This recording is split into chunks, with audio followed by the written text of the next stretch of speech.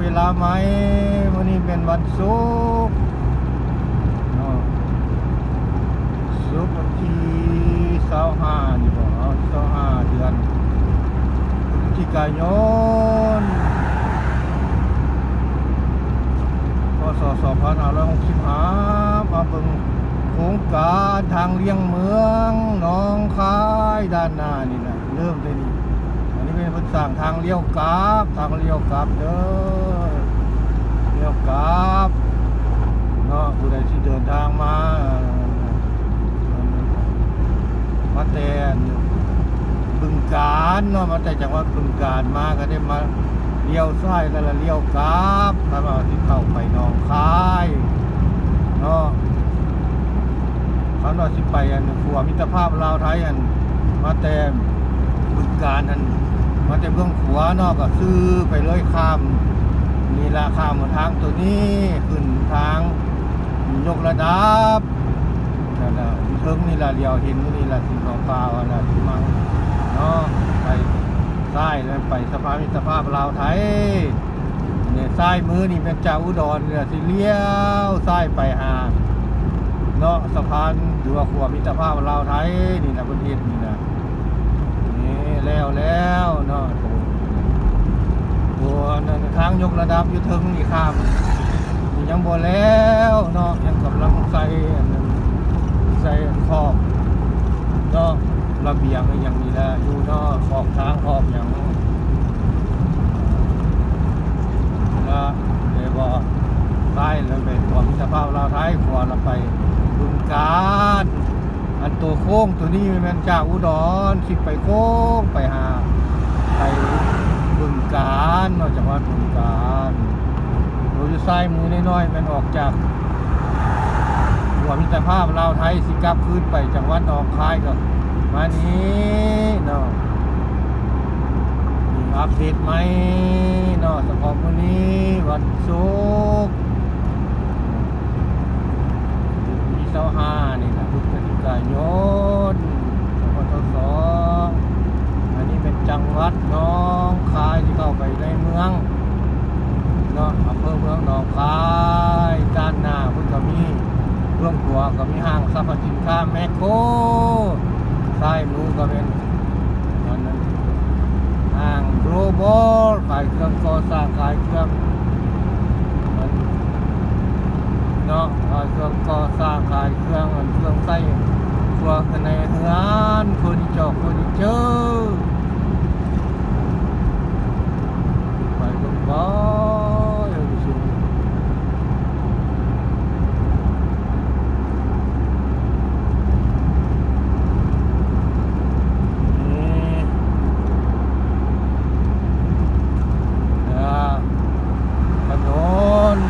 อันนี้เป็นถนนเปลี่ยนชื่อใหม่แล้วบ่เป็นถนน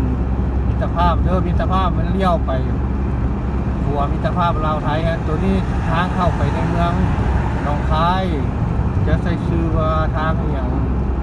ทางหมายเลข214บ่2นี่แหละเขาเจ้าก็บ่แน่ใจเนาะ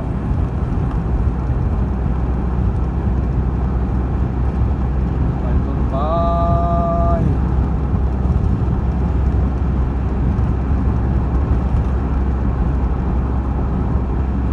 ตัวเมืองหนองคายไปซื้อไปหนทางตัวนี้มันเป็นไปสุดยอดนั่นว่าสารกลางจังหวัดหนองคายเนาะแล้วกระทั่งหน้าสารกลางมันก็มีเนาะอนุสาวรีย์ป่าพอแล้วก็มีนั่นน่ะน้ำพุพญานาคเนาะสัญลักษณ์ของจังหวัดหนองคายค่อยไปผู้ชมตอนนี้เวลาบ่ายโมงหนึ่งเกือบฮอดบ่ายโมงหนึ่งเนาะแดดกำลังกล้านี่นะร้อนอยู่เนาะอากาศร้อน เนาะ33องศานอกไปเบิ่งไปสูง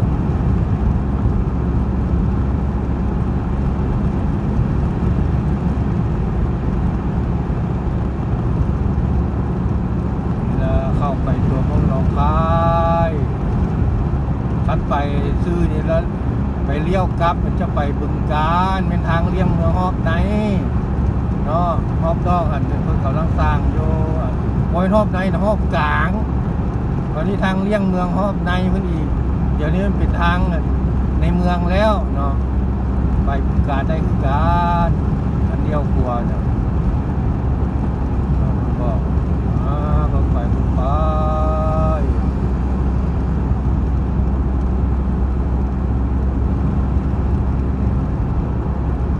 นี่แหละถนนก็จะผ่านลาด6 เลนสวยงามเนาะมาตรฐานสากลแท้ๆบ้านเมืองเพิ่นพัฒนาเรื่องเส้นทาง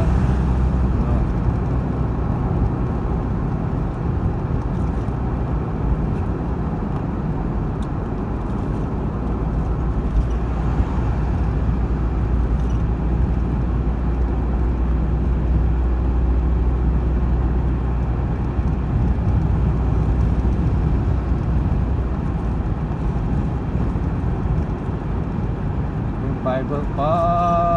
ตัวนี้แม่น3 แยกศูนย์ราชการ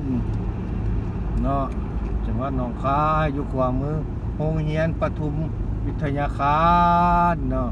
โรงเรียนที่ใหญ่สมควรซ้ายมือเป็นโอท็อปหนองคาย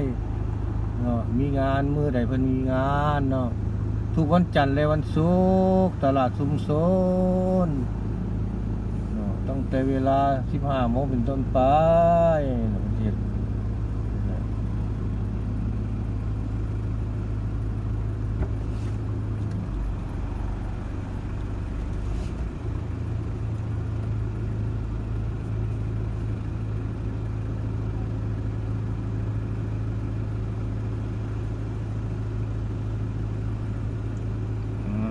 3 แยกซ้ายมือเลยเป็นสำนักงาน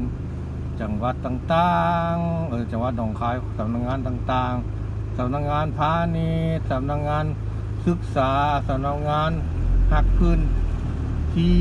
อนุรักษ์พื้นที่สำนักงานขนส่งเห็นบ่จังหวัดหนองคายก็ละนี่นะ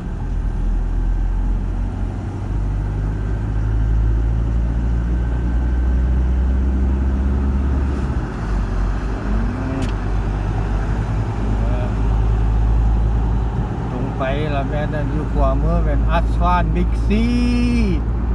ห้างสรรพสินค้าบิ๊กซีอยู่ซ้ายมือเป็นอัสฟานอัสวานเนาะอัสวานโลตัสเป็นเจ้าของอัสวานเนาะเราเห็นทั้งบิ๊กซีทั้งโลตัสเป็นเราหรือว่ารับผิดชอบก็แล้วแถวนี้อัสวานโอ้ดังหลายหนองคายเนาะน้องคายอันน่ะน้องหาอันนี้นี่นะ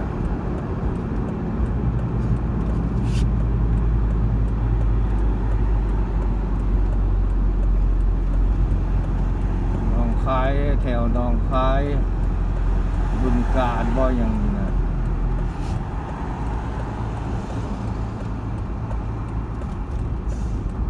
จากกุลนครนี่นะเป็นอาสวานนี่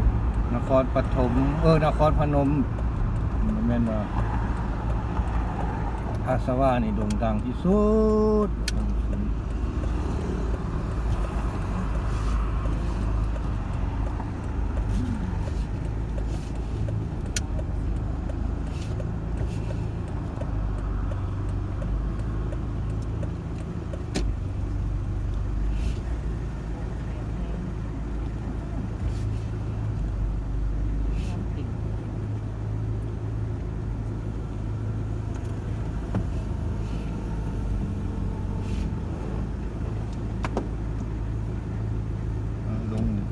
รถเขาจะหาทางจอด